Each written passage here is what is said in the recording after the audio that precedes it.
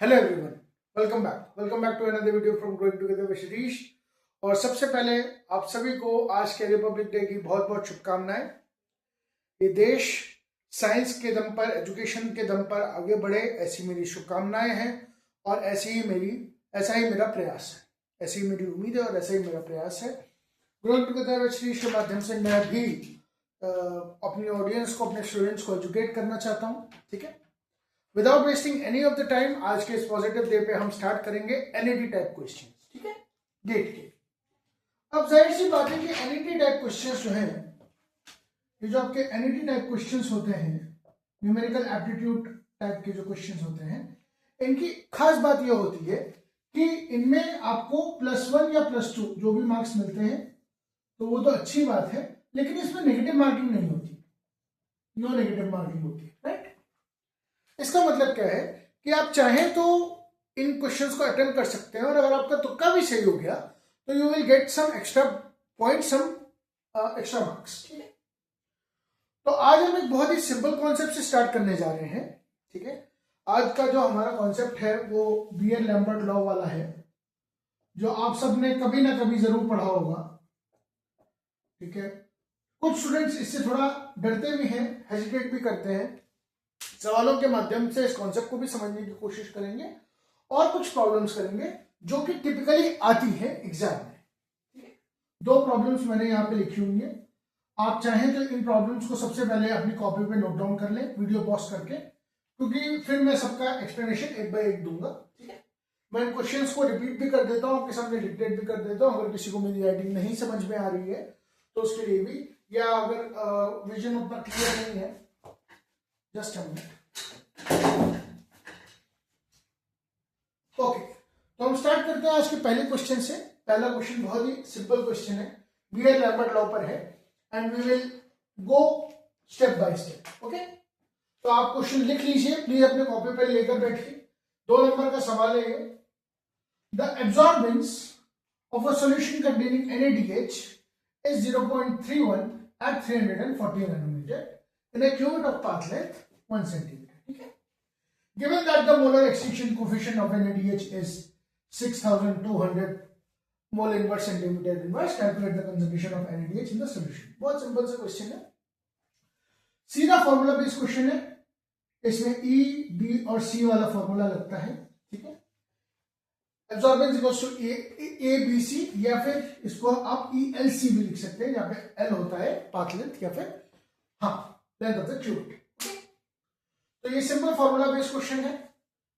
और दूसरा क्वेश्चन भी आप लिख लीजिए, ये इससे थोड़ा सा डिफिकल्ट क्वेश्चन है, या इस क्वेश्चन को मैं 1 नंबर का सवाल कहता हूं क्योंकि डायरेक्ट क्वेश्चन बेस्ड है, डायरेक्ट फॉर्मूला बेस्ड है। This is a bit difficult. एक स्टेप इसमें आगे बढ़ते हैं हम। तो 10 millimolar solution of a biomolecule is placed in a cuvette, ये क्यूबिट है, sorry, CUVETTE, cuvette of a path length 10 millimeter, absorbs 90% of the incident light at 280 nanometer. ठीक है, calculate the molar extinction coefficient of this biomolecule at this. 2 minute pause करेंगे, इन दोनों questions को देखेंगे। ठीक है, और लिखेंगे और सॉल्व करने का प्रयास करेंगे। अगर आप और टाइम लेना चाहते हैं तो प्लीज इस वीडियो को पॉज कर लीजिए। ठीक है, आराम से देखिए, मैंने दोनों क्वेश्चंस डिक्टेट कर दिए, पीछे बैठ जाएंगे, दोनों क्वेश्चंस को आराम से देखेंगे, पॉज करेंगे, लिख लेंगे। Please, it's a humble request कि question side by side practice करते रहिए, वरना आप ही का लॉस होगा, मेरा लॉस नहीं होगा। ओके, हम स्टार्ट करते हैं विदाउट वेस्टिंग एनी टाइम। और मैं सेकंड क्वेश्चन को रिमूव कर रहा हूं, मैं इसका डेटा लिख देता हूं अपने दूसरे वाले बोर्ड पे ताकि कोई प्रॉब्लम ना हो। पाथ लेंथ सेकंड क्वेश्चन में आपको दे रखी है 10 मिलीमीटर की। ठीक है, absorbs 90% of the light, 90% of the light आप एब्जॉर्ब कर रहे हैं, percent of light. Okay, and incident at 280 nanometre, इसकी जरूरत नहीं है, हमें मोलर एक्सटिंक्शन कोएफिशिएंट निकालना है ऑफ दिस वन। ओके, ठीक, मैंने डेटा लिख लिया है। अब मैं आपको फर्स्ट और सेकंड क्वेश्चन सॉल्व करके दिखाता हूं। आराम से चलेंगे, बिल्कुल किसी बिना झंझट के बिना जल्दीबाजी के। कोशिश करूंगा मैं एनएटी टाइप की आपकी अच्छी प्रैक्टिस करवा दूं, क्योंकि जो मल्टीपल चॉइस क्वेश्चंस होते हैं वो बच्चे आसानी से सॉल्व कर लेते हैं, लेकिन एनईटी टाइप और मल्टीपल सेलेक्ट क्वेश्चंस में थोड़ा सा वो डरते हैं, मात खाते हैं। कोई बात नहीं, मेरे साथ रहिए, आपका फायदा होगा। ओके, तो बहुत ही आसान सा सवाल है। एक आपको एक क्यूबिट में, मेरी ड्राइंग पे मत जाइएगा, मेरी ड्राइंग बहुत खराब है। एक क्यूबिट में आपके पास NaDH सॉल्यूशन है, ठीक है, NaDH सॉल्यूशन। मेरे ख्याल से आपको दिख रहा होगा, नहीं दिख रहा है तो प्लीज कमेंट करके बताइए कि नहीं दिख रहा है, ताकि मैं जो है इसको थोड़ा सा बड़ा कर दूं। चलिए, मैं बड़ा कर दिया आपको, अब दिख रहा होगा NaDH का सॉल्यूशन एक क्यूबिट में। इसका एब्जॉर्बेंस आपको दे रखा है, यानी जब आप स्पेक्ट्रोफोटोमीटर का यूज करते हैं, राइट, आपने बीएससी में एमएससी में स्पेक्ट्रोफोटोमीटर का यूज जरूर किया होगा। आप चाहे किसी भी ब्रांच को बिलोंग करते हो, चाहे माइक्रोबायोलॉजी में हो, चाहे आप बायोकेमिस्ट्री में हो, चाहे आप जूलॉजी में हो, चाहे आप बॉटनी में हो, एक आध एक्सपेरिमेंट ऐसा जरूर होता है स्पेक्ट्रोफोटोमीटर वाला, ठीक है। अब समझिए कि आपकी एब्जॉर्बेंस दे रखी है इन्होंने, मैं अगर इसको इस तरह से लिखूं तो एब्जॉर्बेंस दे रखी है 0.31। याद रखिएगा, एब्जॉर्बेंस की कोई यूनिट नहीं होती, इट्स अ यूनिटलेस क्वांटिटी, ठीक है। ई आपको दे रखा है, ई क्या है, मोलर एक्साइटेशन कोएफिशिएंट दे रखा है 6200 मोल इनवर्स सेंटीमीटर इनवर्स, ठीक है। कैलकुलेट द कंसंट्रेशन, आपको लेंथ दे रखी है कितनी, 1 सेंटीमीटर पाथ लेंथ, और आपको कंसंट्रेशन निकालनी है। एक और चीज है जो मैं आपको इस सवाल के बाद में बताऊंगा, ठीक है। तो बस आपको एक कंसंट्रेशन निकालनी है। तो ये तो मेरे ख्याल से एक कोई बहुत ज्यादा, अब इसमें कुछ ज्यादा बचा नहीं है, अब तो ये सॉल्व हो ही जाएगा। अगर आपको यूनिट एंड डायमेंशन वाला चैप्टर याद आ रहा होगा तो आप ये समझ जाएंगे कि ये सेंटीमीटर से ये सेंटीमीटर इनवर्स कट जाएगा। हमारे पास क्या बचेगा, अगर मैं इसको इधर लिखूं तो 0.31 अपॉन ये आपका आ जाएगा 6200 मोल इनवर्स सेंटीमीटर, तो कट ही गया, ये आ जाएगा आपका कंसंट्रेशन, ठीक है। अब आप इसको अगर थोड़ा सा बारीकी से देखेंगे तो ये 1000 का मल्टीप्लाई हो जाएगा, सॉरी हाँ 100 का मल्टीप्लाई हो जाएगा, 1000 का नहीं होगा, सॉरी 100 का मल्टीप्लाई हो जाएगा। और अगर आप देख पा रहे हैं तो 31 2 62 होता है, ठीक है। तो ये आ जाएगा आपका 1 डिवाइडेड बाय 20,000। ये आपकी मोल इनवर्स में कंसंट्रेशन आ रही है, यानी मोल में आपकी क्या कंसंट्रेशन आ जाएगी, ये नीचे मोल इनवर्स मैंने लिखा क्योंकि मैं इसको यहां ले गया, राइट।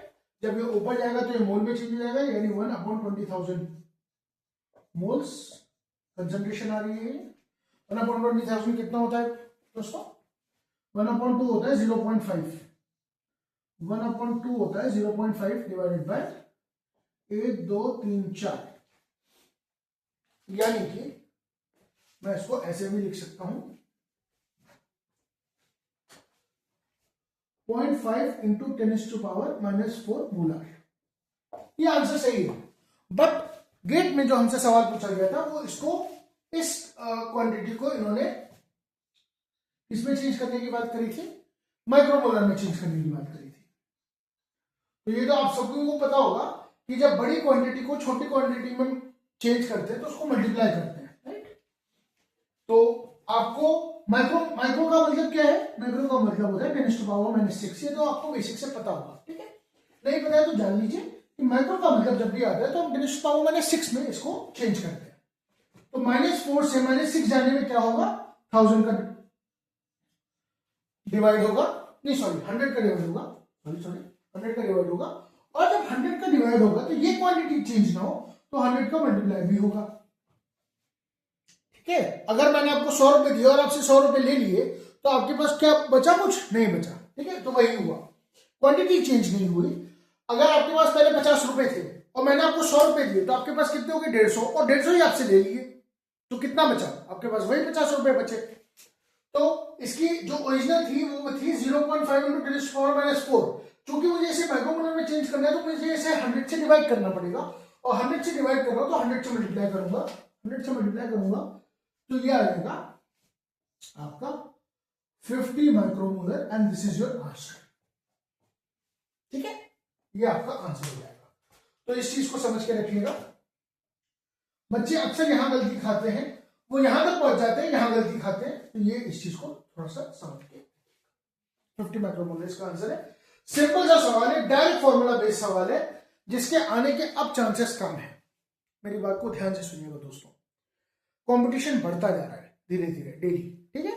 तो अब जो है, और चूंकि रिसोर्सेज भी अवेलेबल हैं, बहुत सारे मेंटर्स, बहुत सारे टीचर्स, बहुत सारे एजुकेटर्स, बहुत सारे मेरे जैसे लोग जो इंडिपेंडेंटली पढ़ाते हैं या जो इंस्टीट्यूट्स में पढ़ाते हैं, वो सब आपको बहुत सारा मटेरियल प्रोवाइड करते हैं, और ये बात एग्जामिनर्स को भी पता है, ठीक है।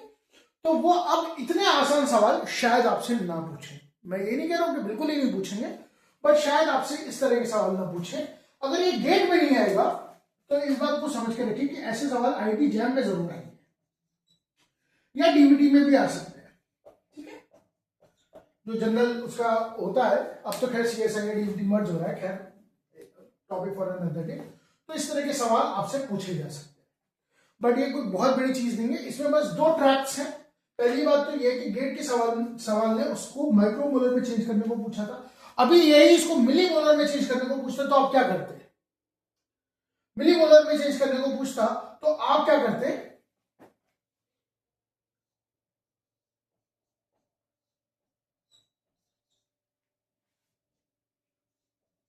चलिए मैं आपको एक सवाल देता हूं, आपकी यहां वैल्यू आ गई 0.5 इंटू 10⁻⁴ मोलर। इसका कमेंट सेक्शन में आप आंसर बताएंगे। मैं आपको एक और सवाल देता हूं, ठीक है, ओके। क्योंकि यही छोटी छोटी चीजें हैं जो अगर आप गौर करेंगे तो आपका गेट का पेपर बहुत आसान हो जाएगा। मैंने अभी क्या बताया आपको, आंसर क्या है 0.5 इंटू 10⁻⁴ मोलर।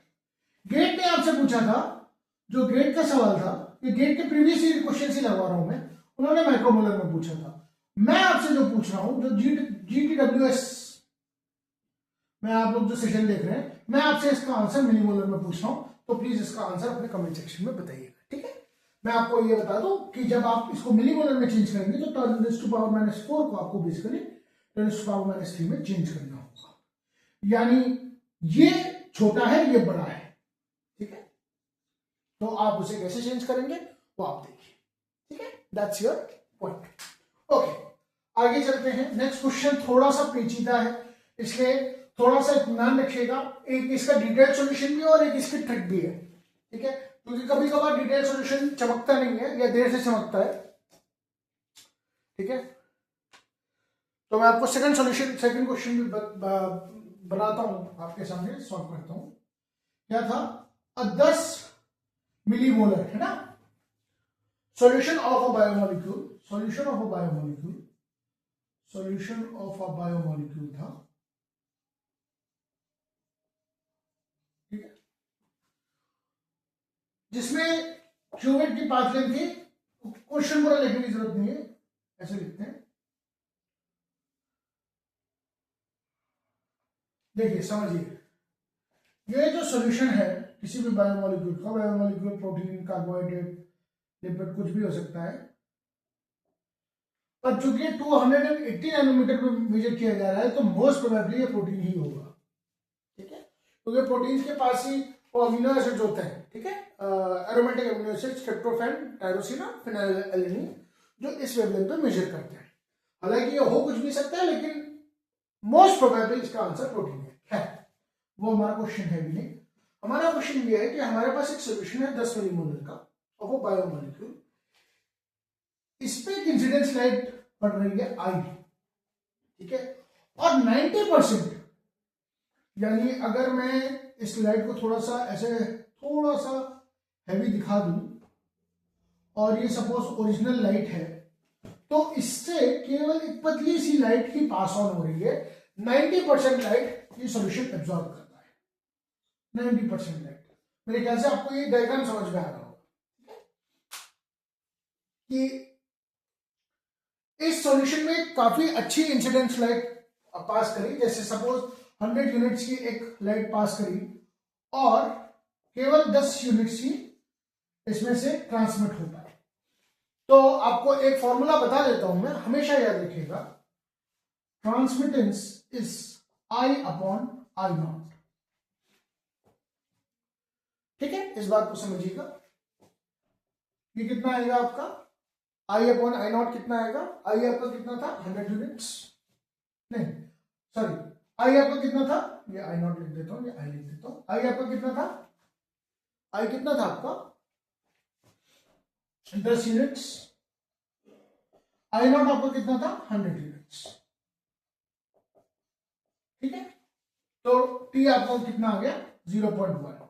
अभी कुछ हुआ नहीं है सवाल में, अभी केवल शुरुआत हुई है, ठीक है। अब समझिए एब्जॉर्बेंस, एब्जॉर्बेंस का एक फॉर्मूला होता है, याद रखेंगे, minus log 10 T, minus log 10 T को लिखने का एक और तरीका है, A is equals to 1 upon log 10 T, ये भी इसको लिखने का तरीका है, ठीक है। एक चीज समझ लीजिए बस, जब मैं log 4 अपॉन log 3 लिखता हूं, ठीक है, तो मैं log 4 माइनस log 3 लिख रहा होता हूं। कैलकुलेट करके देख लीजिएगा, इसका आंसर वही आएगा।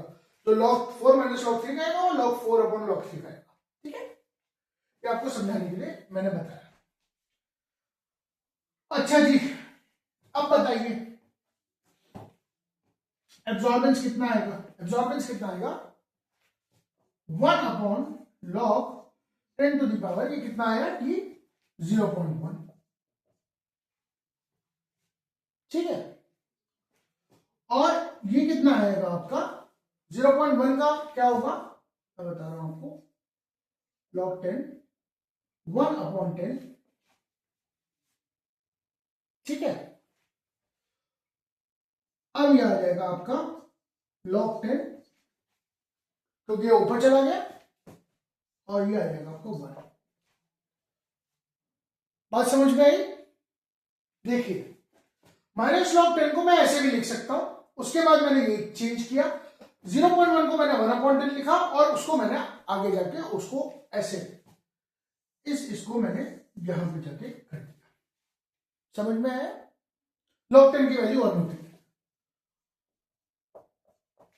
log 100 की वैल्यू 2 होती है। तो आपकी एब्जॉर्बेंस आ गई। अब समझिए, ये काफी टिपिकल सवाल है, और मैं इसकी ट्रिक भी बताऊंगा आपको, ठीक है, क्योंकि मुझे नहीं लगता कि लॉग वाली बातें हर किसी को समझ में आई होंगी, शायद ना समझ में आई हो, इसलिए मैं इसकी ट्रिक भी बता दूंगा आपको। अब ए आ गया आपके पास, एब्जॉर्बेंस आ गया आपके पास, 1 आ गया एब्जॉर्बेंस आपके पास, आपको बी पहले से पता है, या एल ऐसी पहले से पता है, कितना है 10 मिलीमीटर या फिर 0.1 सेंटीमीटर, और सी आपको निकालना है। सी आपको क्या है, सी भी पता है आपको, एक मिनट, हाँ 10 मिलीमीटर आपका पाथ लेंथ है, और सी आपका है 10 मिलीमोलर सॉल्यूशन। अब आपको ई निकालना है, ये तो सिंपल सी चीज हो गई। दो चीजें यहां पे ध्यान देने वाली हैं, ई हमेशा आपका मोल इनवर्स सेंटीमीटर इनवर्स में निकलता है, ठीक है। तो पहले मिली मोलर को मोलर में चेंज करेंगे, इसको चेंज करेंगे आप, कैसे होगा 10 मिली मोलर इंटू 10⁻, कैसे करेंगे मिली मोलर को मोलर में चेंज कैसे करेंगे, इसको अगर मुझे मोलर में चेंज करना पड़ेगा तो क्या करना पड़ेगा मुझे, 10 मिली मोलर का क्या मतलब हुआ, 10 इंटू 10⁻³ मोलर मिली मोलर, ये कितना हो गया 10⁻⁻²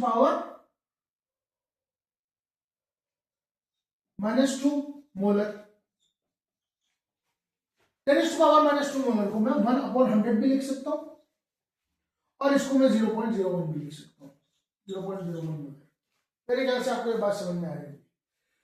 10 मिली मोलर को मोलर में चेंज करने के लिए मैंने मिली हटा दिया, मिली हटाने के बाद मैंने 10⁻³ लिखा, 10⁻³ और 10 का जब मल्टीप्लीकेशन किया तो 10⁻² मोलर है, और ये आ गया 10⁻² मोलर लिखूं या फिर 1/100 लिखूं, बात सेम है। 1/100 में हम देख रहे हैं कि जब कैलकुलेट करते हैं तो वो 0.01 मोलर भी रिप्रेजेंट किया जा सकता है। बस मेरे ख्याल से आप मेरे ख्याल से इसमें ज्यादा चीज बची नहीं है। एब्जॉर्बेंस आपको दे रखा है E is equals to ELC। ए कितना दे रखा है 1 दे रखा है। सी आप E आपको निकालना है। एल आपको कितना दे रखा है 10 मिली मोलर दे रखा है, सॉरी 10 मिलीमीटर, 10 मिलीमीटर यानी 0.1 सेंटीमीटर। और सी आपको दे रखा है 0.01 मोलर। बस क्या बचा है कैलकुलेट कर लीजिए। इसको मैं यहां कैलकुलेट कर देता हूं। 1/,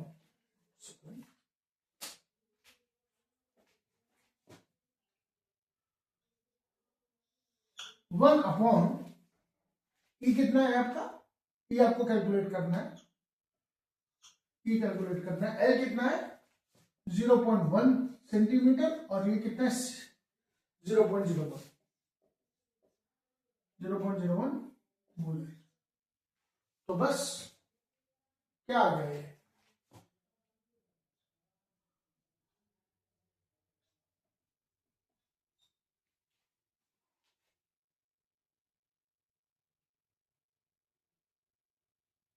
बस आगे ई की वैल्यू होगी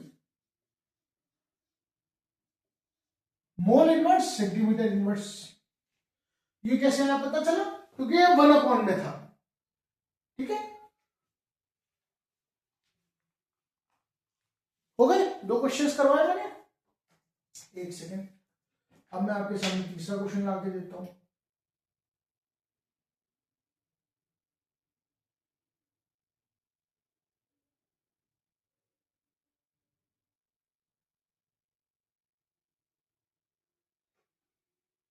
एक सेकेंड, एक चीज गलती हो गई, एक चीज शायद गलती हो गई। 10 मिलीमीटर 1 मिनट 10 मिलीमीटर 1 सेंटीमीटर के बराबर ही होता है, 0.1 के बराबर नहीं होता है, 1 सेंटीमीटर के बराबर होता है। तो दिस इज एक्चुअली 1 सेंटीमीटर और यहाँ पे एक 0 कम आएगा। मुझे लग रहा था कुछ मिस्टेक है। ठीक है, एक चीज हल्की सी गलत हो गई, ये 1 मिलीमीटर नहीं था, ये 10 मिलीमीटर था। 10 मिलीमीटर या 1 सेंटीमीटर हम लिखे, एक चीज होती है। ठीक है, ये एक बहुत इंपॉर्टेंट चीज थी जो मुझसे भी चूक हो गई। देखिए आपके सामने सॉल्व करते करते मुझसे चूक हो गई, तो प्लीज इस चीज का ध्यान रखिएगा। कभी कभार हमें सॉल्यूशंस पूरे आते हैं बट हमसे चूक हो जाती है। प्लीज रिवाइज करिएगा, बार बार रिवाइज करिएगा, बार बार सवाल को पढ़िएगा, एक बार नहीं 2 बार नहीं, और एक बार सॉल्यूशन जरूर रिवाइज करिएगा, वरना आपके मुफ्त के नंबर 2 नंबर 3 नंबर। मैं होता तो मैं खुद ही 1000 लिख के आ जाता और कॉन्फिडेंट होता कि मैंने तो सब सही किया है। लेंथ आपको 10 मिलीमीटर दे रखी है और 10 मिलीमीटर का मतलब 1 सेंटीमीटर ही होता है। ठीक है, ओके, नेक्स्ट क्वेश्चन पे आते हैं। और नेक्स्ट क्वेश्चन है हमारा, okay,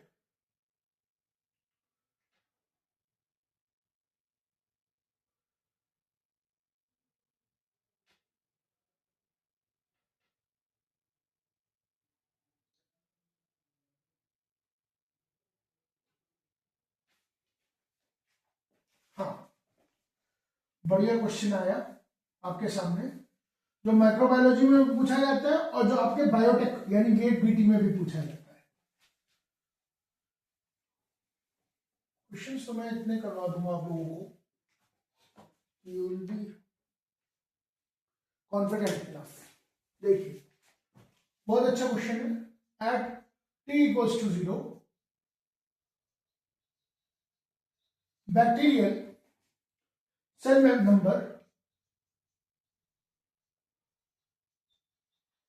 number is 10,000 cells per ml.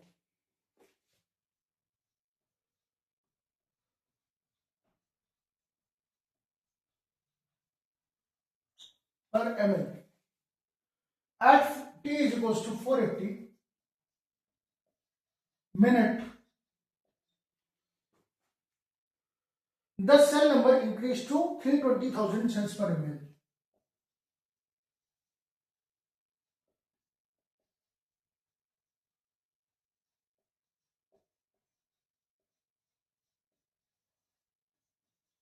per ml. The mean generation time during this exponential growth period, the mean generational time during this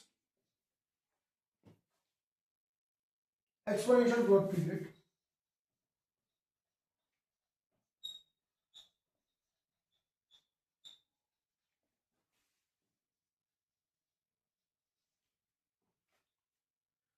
rounded off to nearest integer in minute is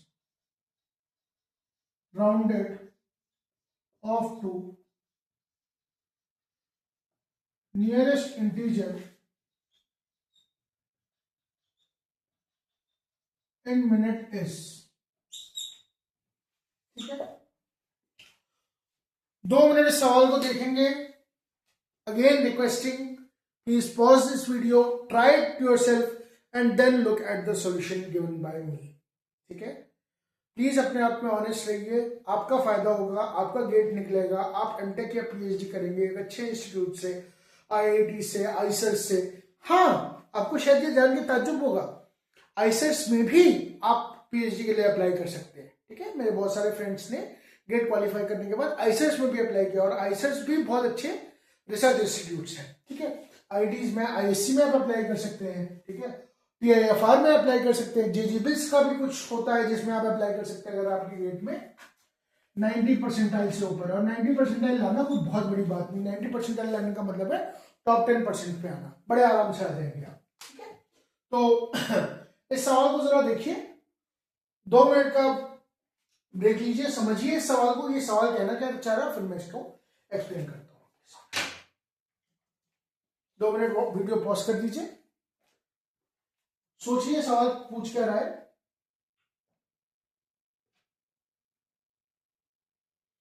and then I will try to explain this।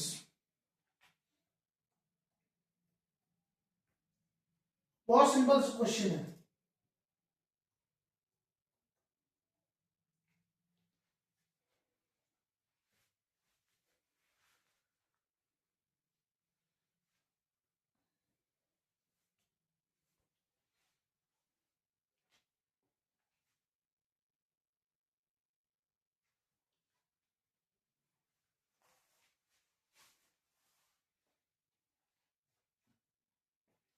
बहुत आसान सा question है दोस्तों, आप लोगों ने बहुत बार इस सवाल को किया है। हाँ, एक छोटी सी रिक्वेस्ट है कि अगर आपको ये सेशन अभी तक पसंद आ रहा है तो please please please please please like, share और सब्सक्राइब करिए ग्रोइंग टुगेदर विद शिरीष को, ऐसे ही मजेदार और इंपॉर्टेंट कंटेंट के लिए।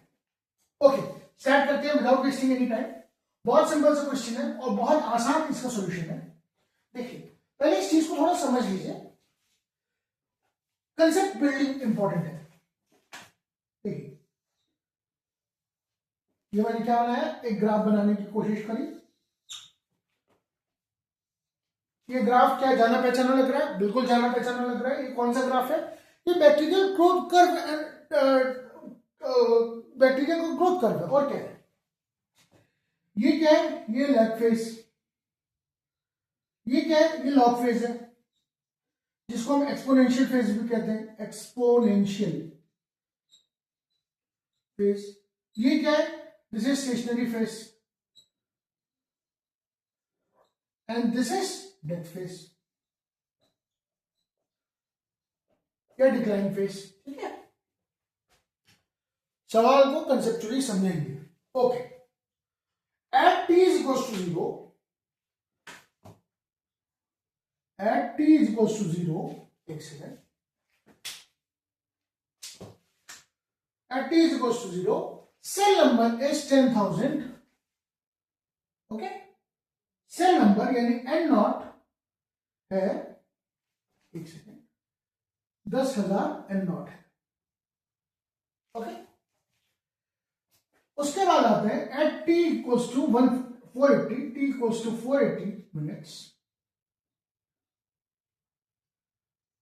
and t यानी number of cells at that time, at that 480 minutes is 320,000। ठीक है, दो इंपॉर्टेंट चीजें, एन नॉट इंपॉर्टेंट है और एन टी इंपॉर्टेंट है। यानी कि यहां पे जो सेल्स हैं वो है 10,000, यहां पे कितनी है 3,20,000 सेल्स। हमें मीन जनरेशन टाइम निकालना है। जनरेशन टाइम का मतलब समझते हैं आप? पहले मैं आपको समझा देता हूं जनरेशन टाइम का मतलब, पहले समझा देता हूं। नाम से क्या समझ में आ रहा है जनरेशन टाइम में? कॉमन सेंस भी लगाएंगे, सिर्फ रटेंगे नहीं बातों को। जनरेशन टाइम का मतलब अगर आप समझे तो एक सेल से दो सेल जनरेट होने में जितना टाइम लग रहा है वही जनरेशन टाइम है। सिंपल सी बात है, सीधी सी बात है। अब आपको ये पूछ रहा है कि मीन जनरेशन टाइम क्या होगा। सॉरी, इधर इसको मैं थोड़ा सा हाईलाइट कर दूं। मीन जनरेशन टाइम क्या होगा आपका ड्यूरिंग एक्सपोनेंशियल ग्रोथ फेज। बहुत सिंपल सी चीज है। इसके लिए हम सीधा फॉर्मूला बेस्ड एक अपना काम करते हैं। तो पहले तो नंबर ऑफ जनरेशन निकाल लेंगे। वो कैसे निकालेंगे? सीधा फॉर्मूला है इसका, एन टी यानी number of cells at total time T equals to N not into 2 to the power n। यहां 2 क्यों आया? एक एक चीज का मतलब समझेंगे, क्योंकि जनरेशन टाइम की बात हो रही है। एक से दो सेल बन रही है। सपोज 2 की पावर 0 पता है सबको क्या होता है? 1 होता है। 2 की पावर 1 पता है क्या होता है? 2 होता है। और 2 की पावर 2 क्या होता है? 4 होता है। यानी कि जब हमारे पास कोई भी जनरेशन नहीं है, एक सिंगल सेल है, याद रखिएगा दोस्तों, एक सिंगल सेल है, तो हमारे पास एक सेल है। फर्स्ट जनरेशन में हमारे पास 2 सेल्स आ गई, क्योंकि 1 की 2 हो गई। एक सेल 2 सेल में डिवाइड हो गई, एक सेल 2 सेल में डिवाइड हो गई। ये 2 सेल आगे चल के और 2 सेल्स में डिवाइड होंगे, तो टोटल हमारे पास सेल्स कितनी होंगी? 4। मेरे ख्याल से अब आप समझ पा रहे। तो बस इसीलिए 2 का मल्टीप्लीकेशन है। एक एक चीज को समझ लेंगे ना, पकड़ लेंगे ना, तो एग्जामिनर आपको फंसा नहीं पाएगा। एग्जामिनर लाइफ, अगर आपके कंसेप्ट क्लियर है, ये बात याद रखिएगा, अगर आपके कंसेप्ट क्लियर है लाइफ को लेकर और एग्जाम को लेकर, तो आपको कोई फंसा नहीं पाएगा। एनटी कितना है? एनटी है आपका 3,20,000। एन नॉट कितना है आपका? एन नॉट है आपका 10,000। ये कितना है आपका? 2 टू द पावर n। काटिए, 1 2 3 4, 1 2 3 4, तो 2 टू द पावर n आ गया 32, n आ जाएगा 5। याद रखिएगा टेबल। 2 टू द पावर 3 हो गया 8, 2 टू द पावर 4 हो गया 16, 2 टू द पावर 5 हो गया 32, 2 टू द पावर 6 हो गया 64। ये कुछ टेबल्स है, मैं आपको लास्ट में जब हिंट उस वाले का भी बताऊंगा, एब्जॉर्बेंस वाले का भी और इस वाले का भी, तो कुछ ट्रिक्स बता दूंगा। ठीक है, तो आपके पास 5 जनरेशन आ गई। अब ये कह रहा है कि मीन जनरेशन टाइम कितना है। जब भाई 5 जनरेशन को टोटल पहुंचने में 480 मिनट लग रहे हैं, 480 मिनट लग रहे हैं, तो एक जनरेशन को पहुंचने में कितना टाइम लगेगा? 5 पेन की कॉस्ट 30 रुपए है, तो एक पेन की कॉस्ट कितनी रुपए होगी? 5 चॉकलेट की कॉस्ट 10 रुपए है, तो एक चॉकलेट की कॉस्ट कितनी होगी? सिंपल सा यूनिटरी मेथड का फॉर्मूला। तो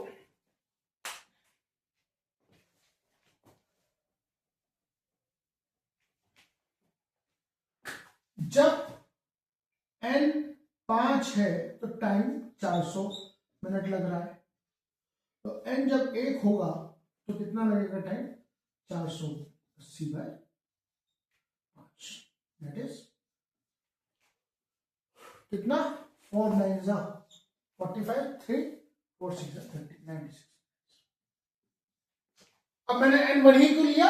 क्योंकि n यहां पे 1 है, 1 से 2 हो रही है और यही जनरेशन टाइम है। दिस 1 से 2 होना, 2 से 4 होना और 4 से 8 होना ही जनरेशन टाइम होता है दोस्तों। जनरेशन टाइम होता है, याद रखना, कभी मत भूलना। ठीक है, ओके, आगे बढ़ते हैं। तो इस तरह के सवाल आपके आते जरूर हैं। ठीक है, और गेट बीटी में भी बहुत पूछे जाते हैं, गेट एक्सेल में भी बहुत पूछे जाते हैं। तो मेरे ख्याल से एक कॉमन सवाल हो गया गेट वीडियो और गेट एक्सरसाइज के लिए, और माइक्रोबायोलॉजी में ऐसा सवाल जरूर आते हैं। अब आते हैं थोड़े से ऐसे टॉपिक पे जो आप लोग थोड़ा सा जिससे थोड़ा सा घबराते हैं, और वो है एंजाइम काइनेटिक्स का टॉपिक। ठीक है, मैं आज आपको कम से कम मैंने सोचा है कि 8 से 10 सवाल आपको करा दूं इस सेक्शन में, ताकि आप लोगों का थोड़ा सा कॉन्फिडेंस बूस्टअप हो जाए। अपने सवाल जरूर लिख के भेजिएगा कमेंट सेक्शन में, अगर आपसे कोई सवाल नहीं हो रहा है तो।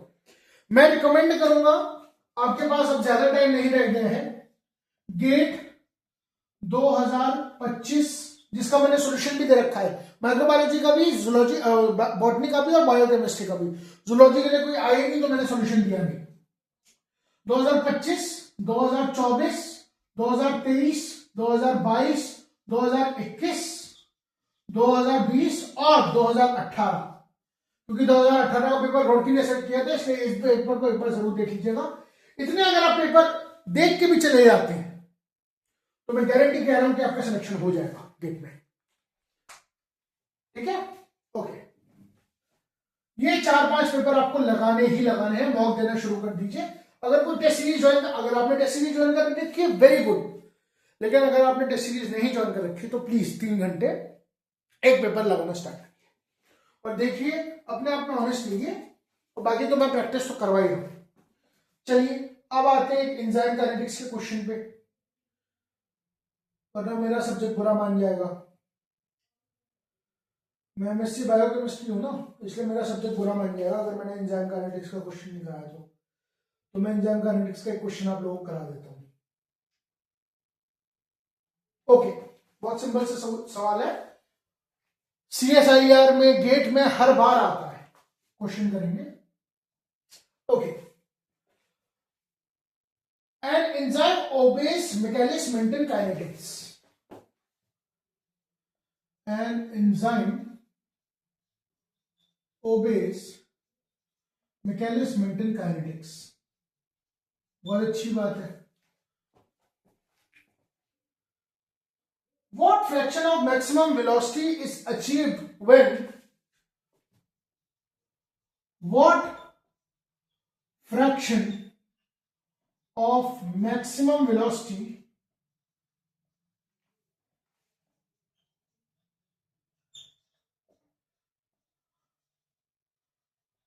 is achieved when the substrate concentration equals 4 km?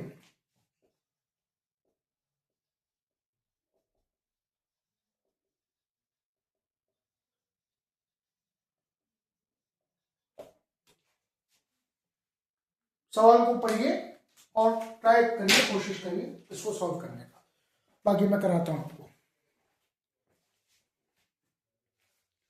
मैं पढ़े भी देता हूं सवाल आप लोगों के लिए। An enzyme follows kinetics. What fraction of maximum velocity is achieved when the substrate concentration equals to 4 km? यहां से शायद दिख ना रहा हो, मैं फिर से इसको अच्छी राइटिंग में लिख देता हूं। मैंने रिपीट भी कर दिया है, अगर आप चाहें तो बैक करके भी सुन सकते हैं, नहीं तो मैं एक बार इसको अच्छी राइटिंग में लिख देता हूं। An enzyme obeys, यहां पे लिख देता हूं, an enzyme obeys kinetics.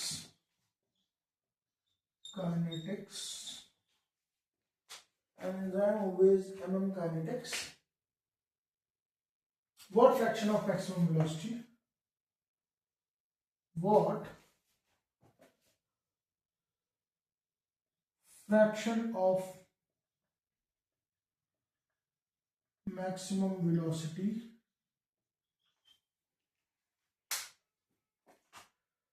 what fraction of maximum velocity is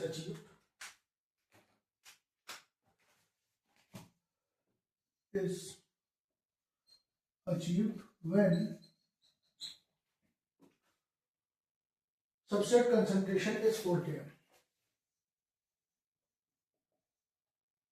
Substrate concentration is 4K।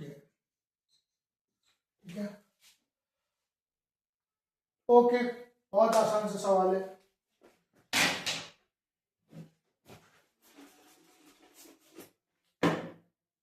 इस सवाल को अभी समझेंगे और अभी सॉल्व करेंगे। लिखिए क्वेश्चन, मैं रब कर दूं। ओके, मैं रब करने जा रहा हूं, अगर किसी को लिखना है तो प्लीज इसको वो कर दीजिएगा, पॉज करके वीडियो देख लीजिएगा। ओके, समझिए इस सवाल को। एमएम काइनेटिक्स को फॉलो करने का मतलब क्या है, पहले तो ये समझ लीजिए।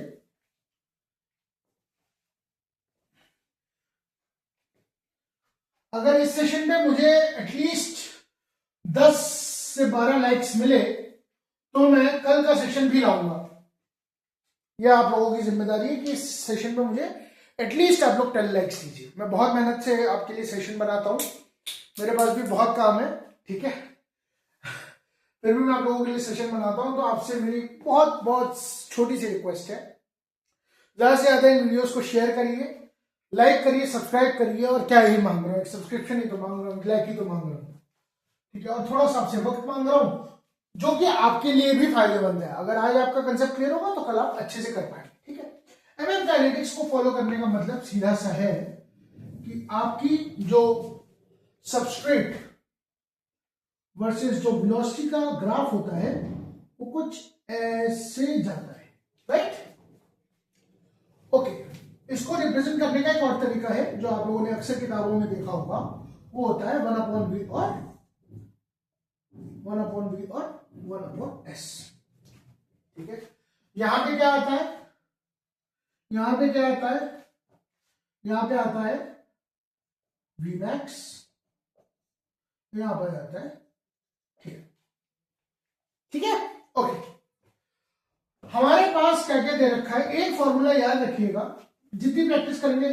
मैंने ऐसे सवालों की न जाने 50-60 बार, 50-60 ऐसे सवाल प्रैक्टिस किए हैं, इसलिए मुझे वो सवाल समझ में आता है। कैसे? V equals to S upon Km plus S into Vmax, बस ये फॉर्मूला है। ये फॉर्मूला आपका आपके बायोटेक्नोलॉजी में भी काम आएगा, एंजाइम काइनेटिक्स में भी काम आएगा और भी बहुत जगह काम आएगा, ठीक है। ओके, फ्रैक्शन तो पढ़े होंगे आप लोगों ने बचपन में। फ्रैक्शन का क्या मतलब होता है, अगर आपके पास एक पिज्जा है या एक केक है और आपने ये 3 पीस खा लिए, 3/6, तो आपने कितना खाया, हाफ केक खा लिया। और आपने एक ही पीस खाया, ठीक है, तो आपने कितना खाया, 1/6, यानी 1/6 आपने 1/6 केक का पीस खाया, या जो भी आपने खाया, पिज्जा का खाया या केक का खाया, वो आपने इतना खाया। तो फ्रैक्शन आपको समझ में आता है। तो फ्रैक्शन, कितना फ्रैक्शन होना चाहिए, V अपॉन Vmax।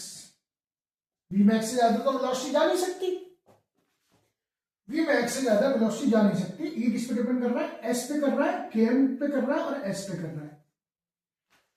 आपको Km कितना दे रखा है,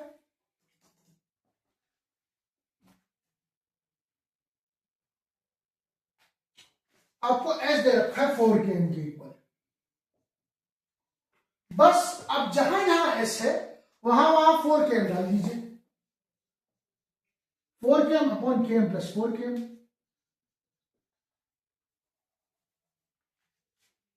अब ये क्या हो गया, V अपॉन Vmax इज, ये कितना आ जाएगा, 4 Km अपॉन 5 Km, Km से Km कट गया, यानी कि V अपॉन Vmax की जो वैल्यू आई वो 4/5, डेसिमल में लिखना चाहते हैं तो 0.8, क्योंकि आपसे शायद क्वेश्चन में आंसर डेसिमल में मांग रहा है। हाँ, answer in 1 decimal place 0.8, that's it, आपका सवाल हो गया। इतना सिंपल सवाल था। 4 Km प्लस अपॉन 4 Km, क्योंकि एस की वैल्यू आपको क्या दे रखी थी, एस की वैल्यू आपको 4 Km दे रखी थी। When substrate concentration is equal to 4 Km, तो Km 4 Km upon 4 plus 1 Km 0.8। ये तो हो गया आपका सवाल। अब मैं आपको इससे एक मिलता जुलता एक चीज समझाता हूं। अब मैं आपको केएन के एक्चुअल वैल्यू और एक्चुअल डेफिनेशन समझाता हूं। केएन की डेफिनेशन क्या कहते हैं? रटना नहीं है दोस्त, रटना नहीं है। बायोलॉजी के साथ ये सबसे बड़ा अपराध ये हुआ है, अन्याय ये हुआ है कि बायोलॉजी को हमेशा रटने वाली सब्जेक्ट समझा गया है कि यार इसमें बहुत रटना पड़ता है। एक बार समझ लो, रटने की जरूरत नहीं है।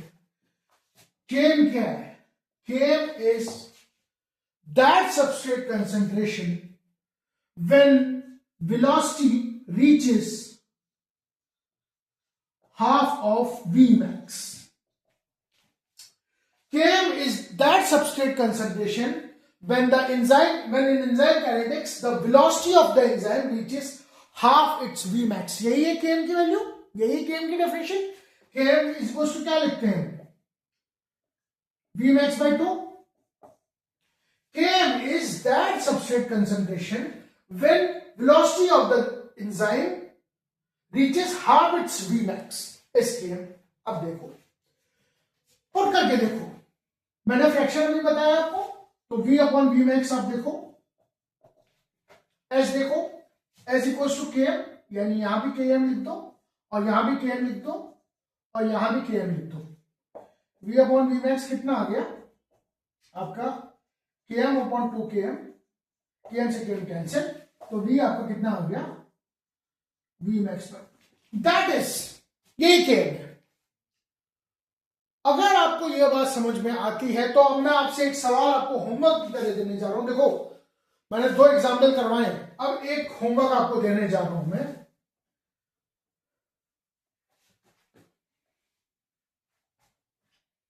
और इसका आंसर डेसिमल में भी हो सकता है, 2 डेसिमल प्लेस तक आप बताइएगा। अगर मैं Km की वैल्यू 3s कर दूं, ठीक है, तो आप मुझे fraction V upon Vmax calculate करके बताएंगे। This is your home work, घर पे काम करिए, मैं ऐसे छोड़ने वाला नहीं हूं।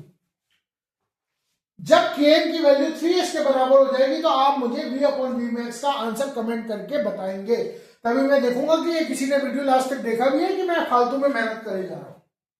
ठीक है, ओके, हम आगे चलते हैं। आगे चलते हैं, नेक्स्ट क्वेश्चन पे आते हैं। नेक्स्ट क्वेश्चन हमारा जूलॉजी का क्वेश्चन है, बहुत अच्छा क्वेश्चन है। एक सेकेंड देखिए, मैं बताता हूं आपको।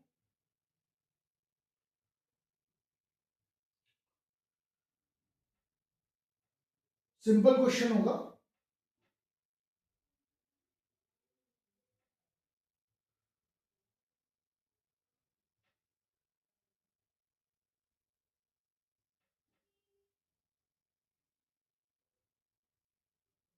हाँ, बहुत अच्छा क्वेश्चन है, अभी हाल ही फिलहाल में पूछा गया है। अब मैं sure that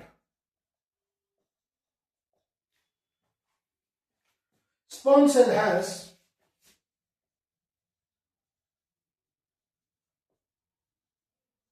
2.5 microgram of genomic DNA, microgram of genomic DNA.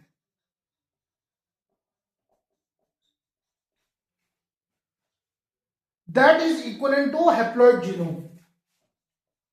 That is equivalent to haploid genome.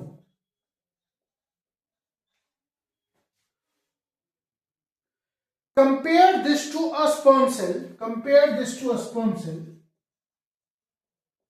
Compared this to a sperm cell. The amount of genomic DNA in a somatic cell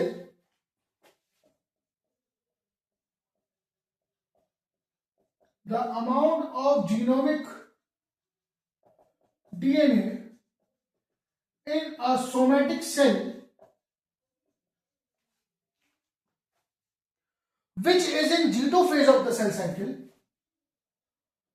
which is in G2 phase of the cell cycle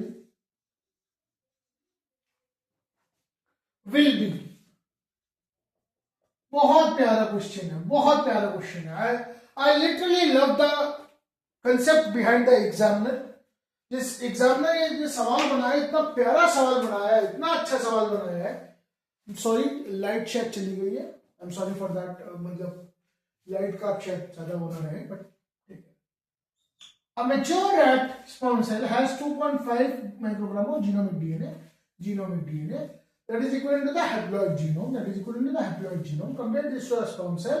The amount of genomic DNA that is present in the somatic cell, which is in the G2 phase.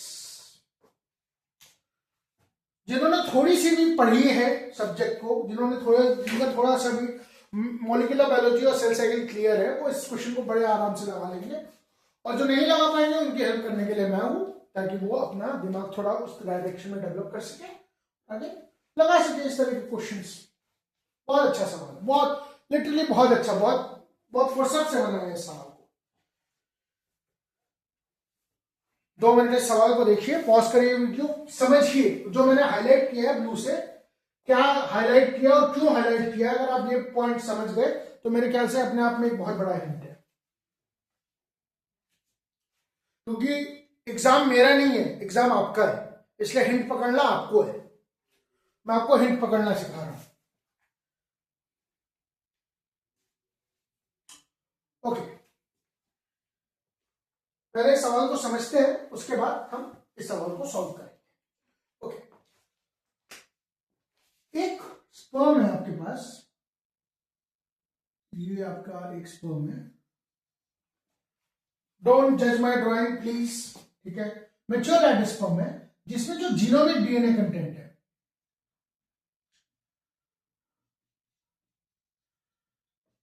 वो 2.5 microgram है। Genomic DNA का मतलब समझते हैं? जी हाँ, पूरा DNA, किसी organism के पूरे डीएनए को, मतलब उसमें सब कुछ होता है, उसको जीनोमिक डीएनए कहते हैं। Genomic library, right. तो जीनोमिक डीएनए से बनने वाली library genomic library. Genomic DNA मतलब पूरे जीनोम का डीएनए। ओके, इसका जो साइज है, उसका जो वेट है, that is 2.5 microgram. That is equal to the haploid genome. अच्छा, स्पर्म सेल्स हैप्लॉइड होती है कि डिप्लॉइड होती है? स्पर्म सेल्स जर्म सेल्स की तरह ही हैप्लॉइड होती है, ये बात भी कंफर्म हो गई। यानी एन की वैल्यू यहां पे आ गई 2.5 माइक्रोग्राम। हैप्लॉइड जीनोम, हैप्लॉइड की बात हो रही है यहां पे। Compare this to the sperm cell, the amount of genomic DNA, यानी ये पूछ रहा है अब मुझे जीनोमिक डीएनए बताइए किसी सोमैटिक सेल का। सोमैटिक सेल्स कौन सी होती हैं? जो जनरली डिप्लॉयड होती हैं। मैं जनरली इसलिए बोल रहा हूं क्योंकि जो एडवांस लेवल के बायोलॉजिस्ट हैं वो जानते हैं कि जनरली क्यों बोल रहा हूं मैं, ध्यान बाद में बताऊंगा आराम से। सोमैटिक सेल्स में जनरली जो हैप्लॉइड स्टेटस होता है वो डिप्लॉयड होता है, यानी 2 एन होते हैं, 2 कॉपीज होती है, एक फादर से एक मदर से। Is in G2 phase. G2 phase यहां पे एक इंपॉर्टेंट चीज है, विल बी। देखिए, हैप्लॉइड अगर आपके पास 2.5 माइक्रोग्राम है, माइक्रो मतलब 10⁻⁻⁶, तो डिप्लॉयड आपके पास सीधा इसका 2 × 10 माइक्रोग्राम हो जाएगा, यानी 5 माइक्रोग्राम। डिप्लॉयड में आपके पास इतना हो जाएगा जेनेटिक मटेरियल डिप्लॉयड के केस में। पर एक यहां पे एग्जामिनर ने एक और थोड़ा सा खेलने की कोशिश करिए, फंसाने की कोशिश करिए। G2 phase of the cell cycle में पूछा है। G2 phase of the cell cycle पता है आपको क्या है और कब आती है? G2 phase of the cell cycle आती है आपकी S फेज के बाद। याद करिए अपनी सेल साइकिल को, मैंने सेल साइकिल पढ़ाई भी हुई है। एक मेजॉरिटी ऑफ पोर्शन तो आपका G1 फेज होता है, उसके बाद आपका एक अच्छा पोर्शन S होता है, उसके बाद आपका एक अच्छा पोर्शन G2 का फेज होता है, उसके बाद M होता है और हल्का सा साइटोकाइनेसिस होता है।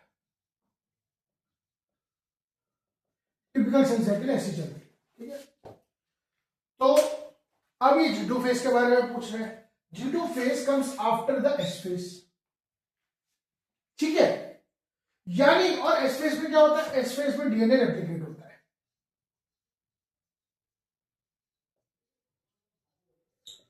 जब आपका डीएनए रेप्लिकेट होगा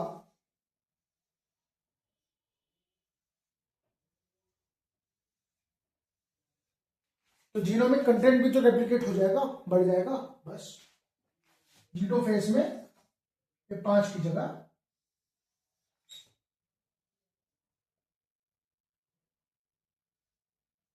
10 माइक्रोग्राम आ जाएगा। और ये 10 माइक्रोग्राम होना इसलिए जरूरी है क्योंकि एम फेज के बाद जब आपके वापस से जीवन फेज में जाएगी तो वो 5-5 ग्राम बढ़ जाएगी। एनाफेज सेपरेशन होता है, राइट। प्रोटोक्रोमोसोम्स में आराम से बढ़ जाता है, क्रोमोसोमल सेपरेशन होता है, मेटाफिजिक प्लेट बनती है, लेकिन वो सब जीटू के बहुत बाद में होता है बेटा, एम फेज में होता है ना वो। एम फेज के बाद साइटोकाइनेसिस होती है। तो पहले डीएनए डबल होगा, पहले डीएनए डबल होगा, डबल होगा तभी तो इक्वल सेल्स में जा पाएगा। ये कंसेप्ट समझ लेना, ठीक है। तो दो इंपॉर्टेंट पॉइंट इस सवाल में ये थे कि सबसे पहले तो आपको हैप्लॉइड डिप्लॉइड का कंसेप्ट समझ में आना चाहिए, जो मेरे ख्याल से सबको आता होगा, उसमें कोई बड़ी बात नहीं थी। ट्रैक यहां पे G2 फेज का था। अगर ये एस फेज में बोलता तो आंसर जो है वो 10 हो सकता था, नहीं तो आंसर 5 ग्राम ही होता। और अगर ये G0 फेज में पूछता तो भी आंसर आप 5 ग्राम ही करते, ठीक है।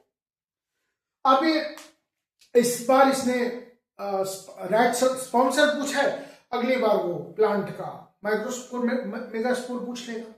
बॉटनी में ऐसे सवाल पाए जाते हैं। कंसेप्ट क्लियर होना चाहिए, ठीक है।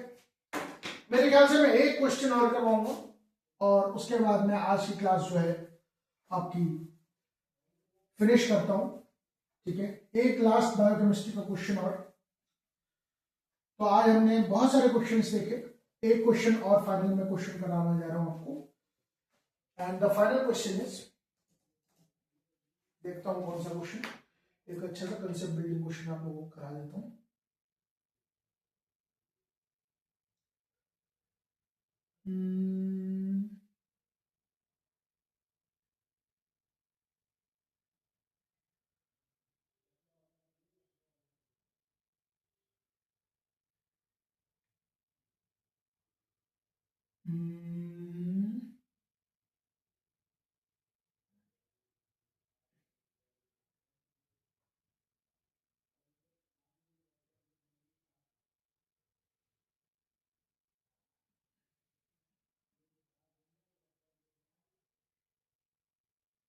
हाँ, एक बहुत ही छोटा सा सवाल है। इस सवाल का एक्सप्लेनेशन मैं आपको स्लाइड्स वाले जब नोट्स अपलोड करूंगा तब भी दूंगा। बहुत छोटा सा, बहुत बेसिक सा सवाल है, अगर आपको पता होगा तो एक छोटा सा लास्ट क्वेश्चन करवा देते हैं आपको कि a newly identified viral protein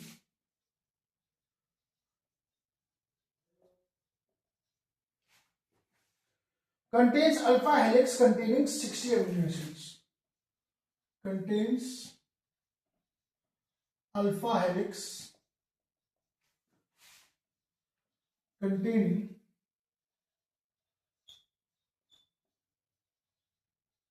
60 amino acids. How many main chain hydrogen bonds are formed within that alpha helix? How many main chain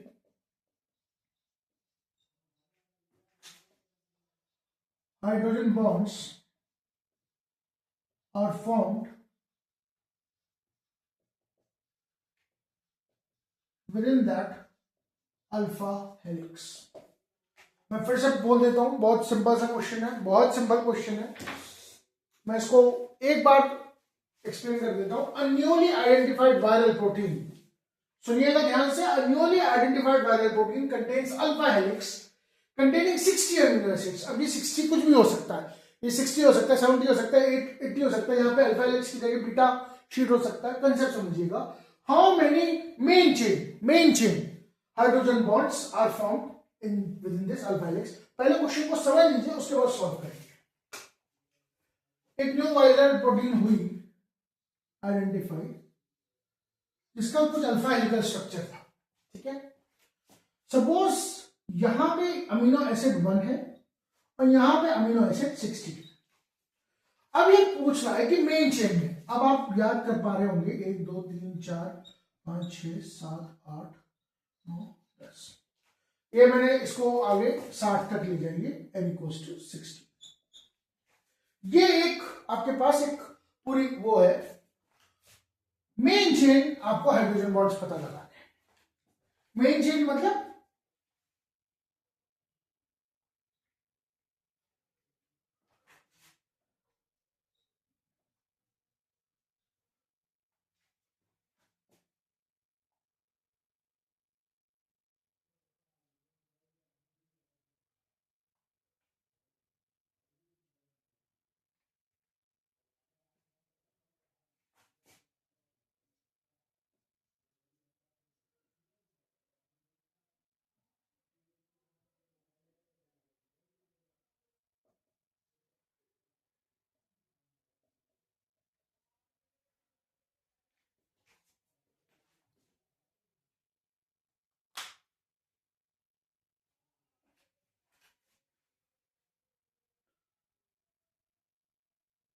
main chain hydrogen bonds का मतलब होता है बेटा ये,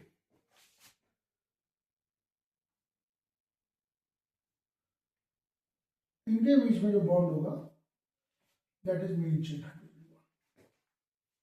this is main chain hydrogen bond.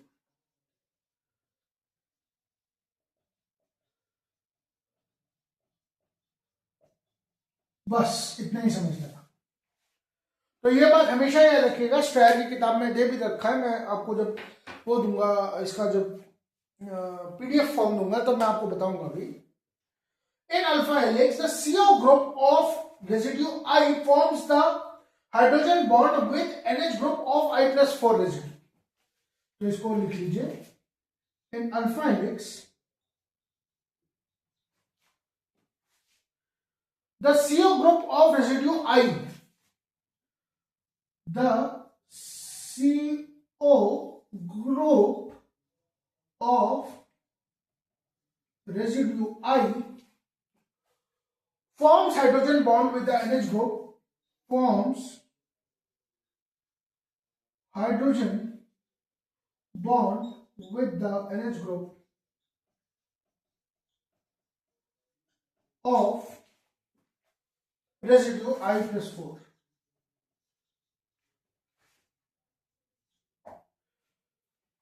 देखिए,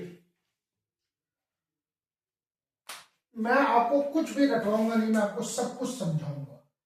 alpha helix में जो CO group है वो जो आई पोजीशन पे है वो हाइड्रोजन बॉन्ड बनाएगा एनएच ग्रुप के जो रेजिड्यू आई प्लस 4 पे।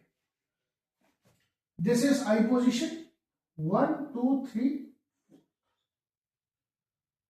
This is I position 1 2 3 4, 1 2 3 4। समझना है? इसने इसके साथ हाइड्रोजन बॉन्ड बनाया, इसने इसके साथ हाइड्रोजन बॉन्ड बनाया। तो अगर 60 आपके पास अमीनो एसिड्स है तो कितने बना पाएंगे? 54 सॉरी 56 हाइड्रोजन बॉन्ड्स बना मेन चेन। बस इतना ही था। अब मैं आपको रिवीजन के तौर पर एक छोटी सी टेबल बना के दे रहा हूं, एब्जॉर्बेंस वाले जो सेकंड क्वेश्चन हम लोगों ने किया था। एक छोटी सी टेबल जो मेरे ख्याल से आप लोगों को कारगर काम आएगी, और फिर आज का सेशन क्लोज करते हैं कि एब्जॉर्बेंस कितनी, ट्रांसमिटेंस कितना है, एब्जॉर्बेंस कितना है। अगर उसके पास आपके पास एक छोटा सा टेबल मैं आपको बना के दे देता हूं,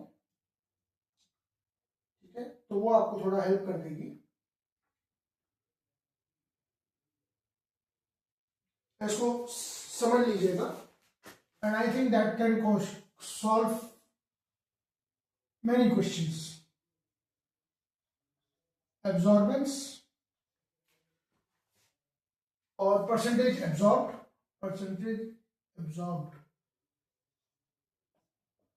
उसके बाद percentage transmitted।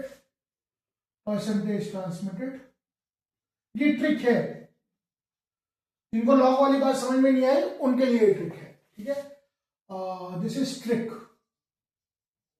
पर अगर एग्जामिनर ने पकड़ लिया तो वो ट्रिक को घुमा भी सकता है, बट हाँ काम आ जाएगी कुछ जगह पे।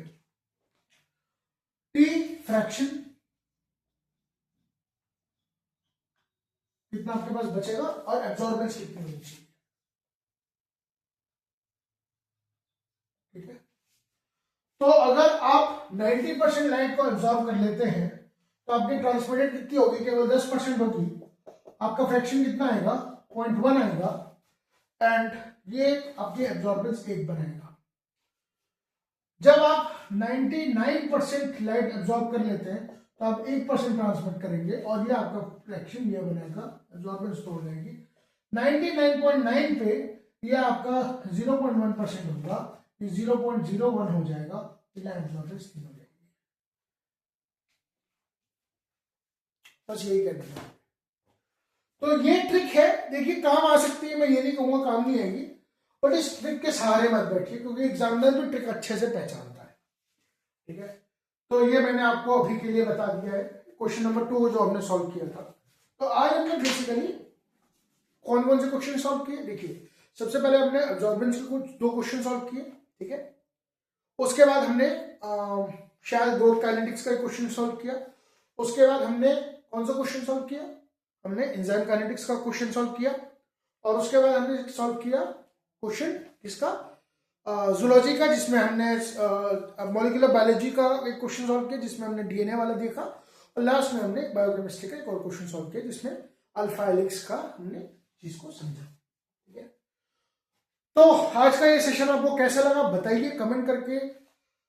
प्लीज छोटी सी रिक्वेस्ट है, ज्यादा बड़ी चीज मैं मांग भी दे रहा हूँ, ज्यादा सब्सक्राइबर्स मेरे हैं भी नहीं, दो अपने सब्सक्राइबर से, अपने रेगुलर व्यूअर से एक छोटी सी चीज रिक्वेस्ट कर रहा हूँ कि ज्यादा से ज्यादा शेयर करिए, लाइक करिए, कमेंट करिए इस वीडियो पे। और 10 लाइक्स आने पर मैं इसका एक नया सेशन भी लेके आऊंगा। नया सेशन तो मैं वैसे भी लेके आऊंगा, पर अगर आप 10 लाइक्स करेंगे, एटलीस्ट 10 का मतलब सिर्फ 10 नहीं, 10 से ज्यादा भी हो सकते हैं, एटलीस्ट अगर आप 10 लाइक्स देंगे तो मुझे बहुत इंस्पिरेशन मिलेगी, बहुत मोटिवेशन मिलेगा। हैप्पी रिपब्लिक डे, गणतंत्र दिवस की बहुत बहुत शुभकामनाएं, बहुत बहुत बधाइयां आप सभी को। हम इस देश में कुछ अच्छा कर पाए, इस देश के अच्छे वैज्ञानिक, अच्छे टीचर बन पाए, यही मेरा भी सपना है, यही आपका भी सपना होना चाहिए। मिलते हैं आपसे अगले वीडियो में जो होगा थोड़े से और कॉम्प्लिकेटेड एनएटीज पे। तो पहले 3 सेशन हम लोग एनएटीज के करेंगे, उसके बाद हम लोग मल्टीपल सेलेक्ट क्वेश्चंस और मल्टीपल चॉइस क्वेश्चंस करेंगे, ठीक है। मिलते हैं आपसे अगले वीडियो में जो कि होगा 28 तारीख को। तब तक के लिए take care, bye, good luck and जय हिंद, वंदे मातरम। Thank you.